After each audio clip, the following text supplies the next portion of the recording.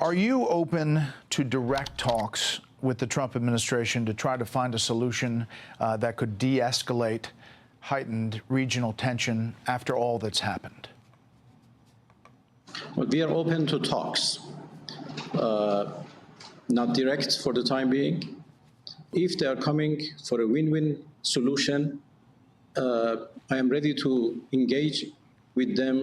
I mean that we are ready to do any confidence-building measure needed to prove that Iran's nuclear program is peaceful and would remain peaceful forever, and Iran would never go for nuclear weapons, and in return, we expect them to lift their sanctions.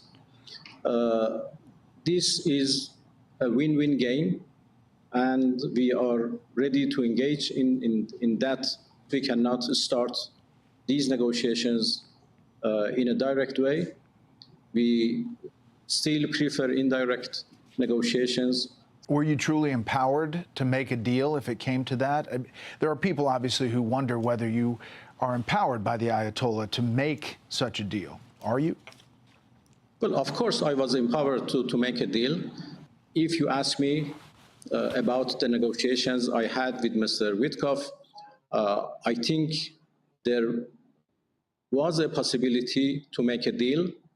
I told Mr. Witkoff very clearly several times that if the purpose of these talks is to achieve a deal in which Iran commits itself permanently not to go for nuclear weapons, that deal is achievable.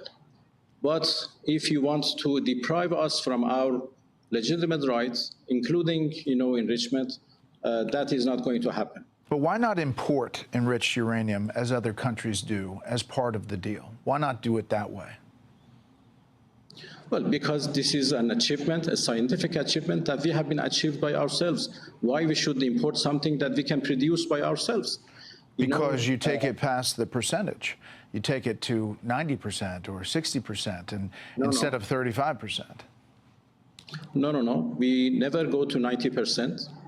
We remain committed to below 5% for, to produce fuel for nuclear power plants. And we also enriched up to 20% because we have a research reactor in Tehran, which is called Tehran Research Reactor, TRR. So we are enriching uranium for our own needs. And we once went up to 60%, and that was after the sabotage in our nuclear facilities. And then we, go up to 60%. But I was a negotiator at that time. I told our interlocutors that we immediately go down if a nuclear deal is achieved. Mr. Foreign Minister, what is the extent of the damage to the nuclear enrichment program after these attacks?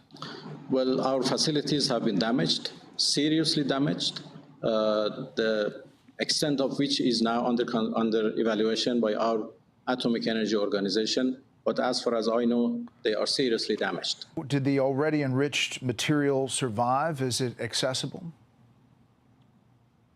Well, I have no detailed information. As I said, our Atomic Energy Organization is responsible for that. They are now trying to, evaluate what has exactly happened to our nuclear material, to our enriched material, and we will soon inform, the agency, IAEA, about the exact, that what has exactly happened to our enriched uranium. We have not stopped our cooperation with the agency. We continue working with them. We need a new modality because the facilities have been destroyed. So you're saying that you may allow UN inspectors back into your country, all the sites, the IAEA to see all the sites? Well, based on the modality that we come to with the agency, that would be possible. Case by case, So any request by the agency to visit any place or to send inspectors or whatever should be carefully considered by our Supreme National Security Council because of the safety and security concerns